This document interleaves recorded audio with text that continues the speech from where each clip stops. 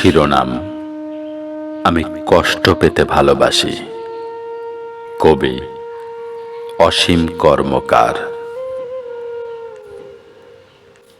আমি কষ্ট পেতে ভালোবাসি, কারণ সুখ ফুরিয়ে যায়, কষ্ট চায় না।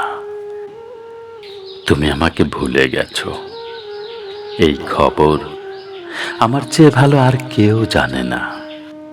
তবু প্রতিদিন তোমার দিকেই আমার ফেরার পথ।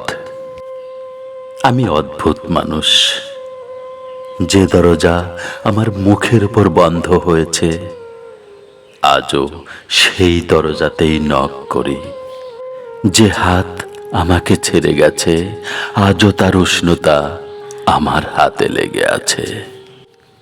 তুমি নেই, তবু রাত হলেই আমার ঘরের নীরবতা তোমার নাম ধরে ডাকে। বৃষ্টি পড়ে, আমি জানালা খুলে দিই, যদি কোনো ফোঁটার ভেতর তুমি ফিরে আসো।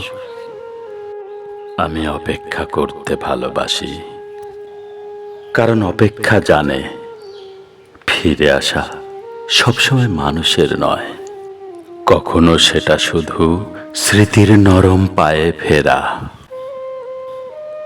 একদিন যদি সত্যি আসো, আমি কোনো অভিযোগ করব না, শুধু তোমার চোখের দিকে তাকিয়ে বুঝে নেব আমাদের হারিয়ে যাওয়াটাই ছিল আমাদের সবচেয়ে বড় পরিচয়।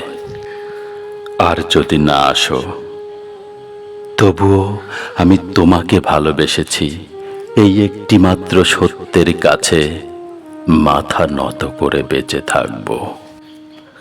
কারণ কষ্টের মধ্যেও তোমাকে ভালোবাসাই আমার সবচেয়ে সত্য প্রমাণ, সবচেয়ে সত্য প্রমাণ।